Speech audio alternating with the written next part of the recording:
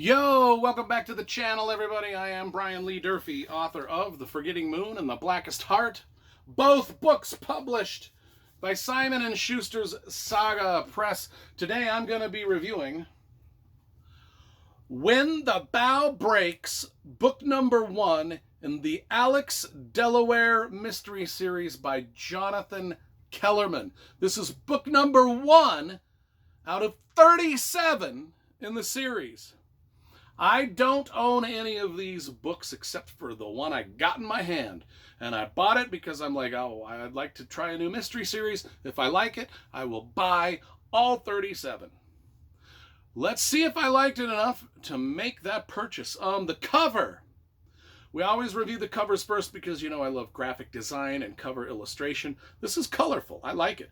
It's a wonderful sunset scene of the California coast. I'm assuming it's the Pacific Palisades because that's where this book takes place. Here's the thing. Every now and then, I will Google, about once a week, I Google just a random city in the world. Doesn't matter. Actually, I kind of just sort of pick a city. One day I picked Pacific Palisades, and I Googled and learned everything I could about Pacific Palisades. It was about 2 or 3 years ago. So I was familiar with the landscape, and that could be a photo of Pacific Palisades. I don't know. Either way, that's where this book takes place. Some other places I've Googled, some random towns in Russia and New Zealand. I mean, just stuff you learn. Do that just once a week. Just throw a dart at a map, and whatever that dart hits, Google that town and learn everything you can about it. You'll be amazed at some of the cool things you learn about this world. Anyway, this starts out in a place called Beverly Glen, which is near Pacific Palisades. Now I'm like, well, I've got to Google Beverly Glen. So I Googled and Wikipedia that. Oh my gosh, what a lovely looking place to live. I was like, damn, this place looks dope. It's like paradise. But anyway, that's where this thing starts. We immediately meet Alex Delaware. This book is told of the first person, Alex Delaware. He is a retired psychiatrist. So now I'm thinking, this guy's a retired psychiatrist. This is book 1 out of 37. How the fuck old is he? And now, because if he's just retired and he's 60 years old, and then this book came out in 1985, 60 years old, I mean, he'd be like by book 37, he'd be like 100 years old. And so I'm like, that can't be right. Well, we find out that he actually retired early because of a psychiatric case that disturbed him enough that he just said, fuck it, I'm done. And so he retired at the age of 32. So he's actually 32. This book takes place in 1985. Alex Delaware is 32, newly retired, living in Beverly Glen, and just chilling. And his friend comes, and his friend is 32 also, and his friend is Milo. Now Milo's a cop, an investigator, and they've worked together in the past. And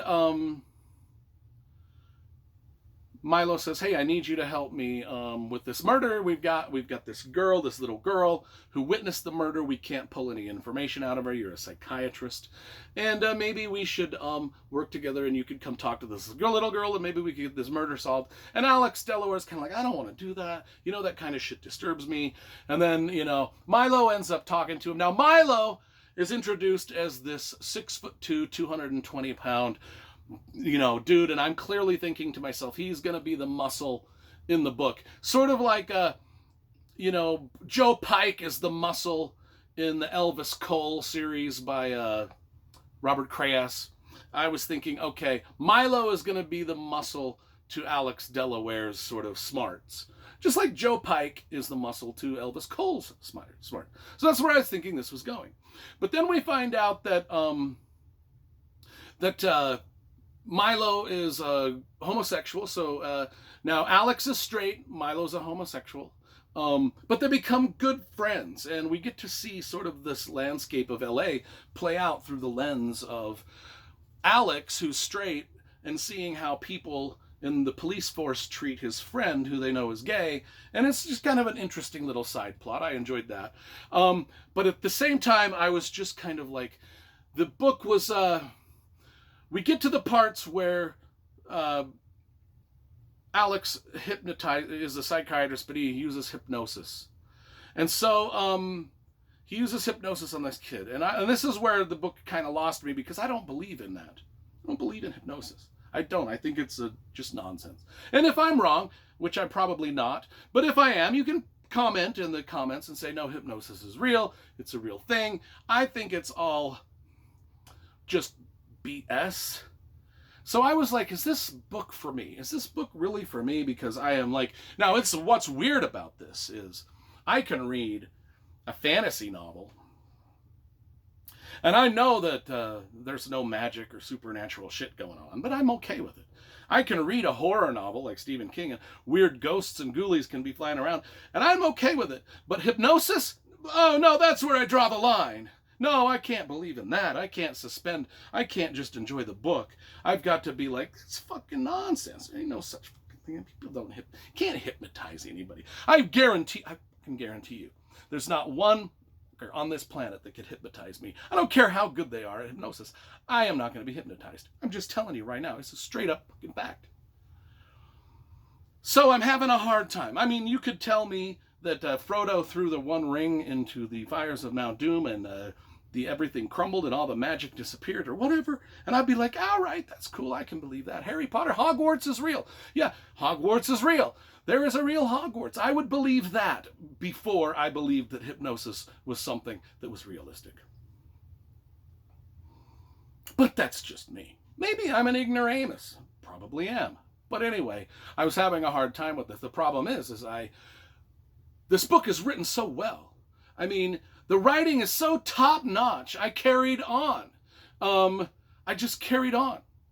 Because it was written, when I say that the C.J. Box, Joe Pickett series is written so effortlessly, and this is written the same way. It's just like, it's almost like you can tell the author was not struggling at all to get this story out. It's just flowing naturally from his talented fingers onto the typewriter, which he's probably using an 85, by the way. Well, he wasn't using Microsoft 2017, I tell you that. But anyway, I was just having a problem with it, and I just did not buy. I did not like that angle. And it's not really played up that much even. It's not even really a thing, but I finished the book. Here's the thing. You know my rating system. I don't give negative reviews. If I didn't like this book, I would never mention it on the channel. The fact is I liked it. I liked it to the point where I would give it a 6 out of 10. Any book I finish is a book I enjoyed. Any book that I enjoyed is going to get at least a 5 out of 10.